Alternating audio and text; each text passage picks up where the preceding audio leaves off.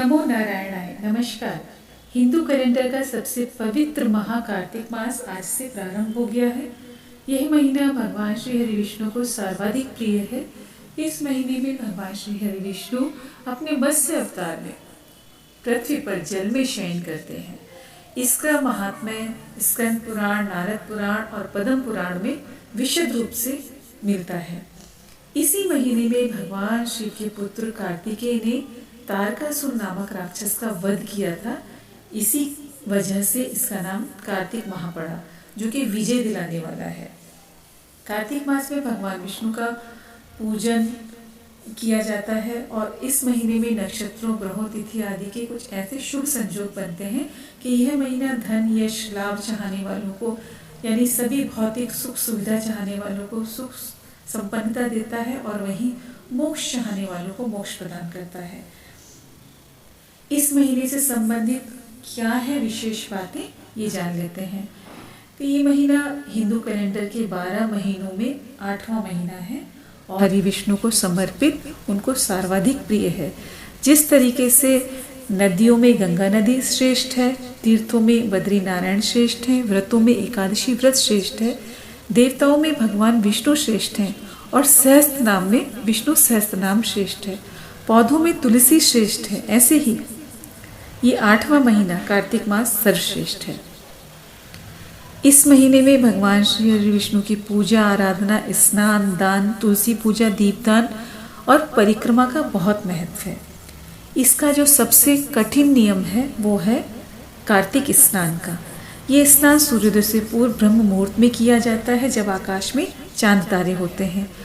तब उठकर पवित्र नदियों में, बावड़ी, पोखर आदि में स्नान किया जाता है, क्योंकि भगवान श्री हरि विष्णु पृथ्वी पर जल शयन कर रहे हैं, इसलिए इसका महत्व बहुत ज़्यादा है। लेकिन आजकल इस तरीके का स्नान तो संभव नहीं होता है, तो घर में भी अगर ब्रह्म मुहूर्त में उठकर स्नान किया जाए और नहाने वाले जल में कुछ गंगा जल मिला दिया जाए और फिर गंगे गंगे गंगे कहते हुए स्नान करें, तो इसका भी बहुत शुभ फल मिलता है। और जो लोग स्नान का नियम नहीं ले सकते, तो वो तुलसी में दीपक जरूर जलाएं, क्योंकि स्नान के बाद इसमें भगवान विष्णु की पूजा और तुलसी में जल और दीपदान का बहुत महत्व है। पर जो लोग ये स्नान नहीं कर रहे हैं, वो भी अगर सुबह शाम तुलसी में दिया जलाते हैं और दिया जलाते समय एक मंत्र बोलें, यत मूले सर्व तीर्थानि, यत मध्य सर्व देवता, यद्राग्रे सर्व वेदांश तुलसी त्वं नमाम्यहम्। यत मूले सर्व तीर्थानि, यत मध्य सर्व देवता, यद्राग्रे सर्व वेदांश तुलसी त्वं नमाम्यहम्। ऐसा कहते हुए आप तुलसी में दीपक जलाते हैं, तुलसी माँ को नमन करते हैं, तो आपको सभी तीर्थों में स्नान का फल, सभी देवी देवताओं के पूजन का फल और सभी वेदों को पढ़ने का फल मिलता है। और जो नियम आप कर सकते हैं वो नियम भी आप कर लीजिए, जितना आपसे हो सकता है उतना करिए। इस महीने में नियम तो जो पुरुषोत्तम मास के हैं, जो एकादशी व्रत के हैं, वही नियम इस महीने के भी हैं, क्योंकि पुरुषोत्तम मास में श्री हरि विष्णु को समर्पित है और ये कार्तिक मास में श्री हरि विष्णु का ही महीना है। इस महीने में मंदिर की सफाई को बहुत अच्छा माना है कि आप अपने घर के आसपास के मंदिर में जाके सफाई करें, धार्मिक पुस्तकों का दान करें, केले का दान बहुत अच्छा बताया गया है, वस्त्र दान, अन्न दान, ये सब दान बहुत उत्तम है। और सबसे उत्तम है दीपदान। दीपदान में 5 जगह तो दीपक रखने ही चाहिए। एक अपने घर के मंदिर में जलाना चाहिए, एक तुलसी के नीचे, एक गौशाला में और एक देवालय में, जो घर के आसपास मंदिर हो उसमें, और एक आंवले के वृक्ष के नीचे। ये इतने दीपक जलाने चाहिए। आप आकाश में दीपदान करते हैं तो इससे आपके पितरों को मुक्ति मिलती है, तो एक दीपक आकाश में भी पितरों के निमित्त जलाना चाहिए। इस महीने में किया गया कुछ भी जप तप दान का अनंत गुना फल मिलता है। अगर आप एक पत्ता तुलसी का श्री हरि विष्णु को चढ़ाते हैं, तो ये एक पत्ता तुलसी आपके 10,000 गायदान का फल देता है। अगर आप गीता का एक श्लोक, विष्णु सहस्त्रनाम के कुछ नाम ले लेते हैं, तो 18 पुराण पढ़ने का आपको फल मिलता है। आंवले की पूजन का बहुत विधान है। धार्मिक पुस्तकों का दान, धार्मिक उपदेश, धार्मिक ज्ञान आप दूसरों को बांटते हैं, उसका बहुत पुण्य फल मिलता है।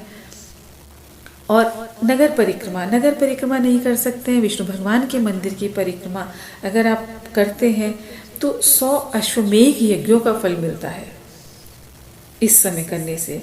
और अपने गमला है तुलसी जी का गमला, उसमें आप अगर परिक्रमा कर लें 3, 7, 11 डेली तो ये बहुत अच्छा है। और एकादशी वाले दिन, तुलसी विवाह वाले दिन, उस दिन तो अगर आप 108 कर सकें तो फिर तो कहने ही क्या।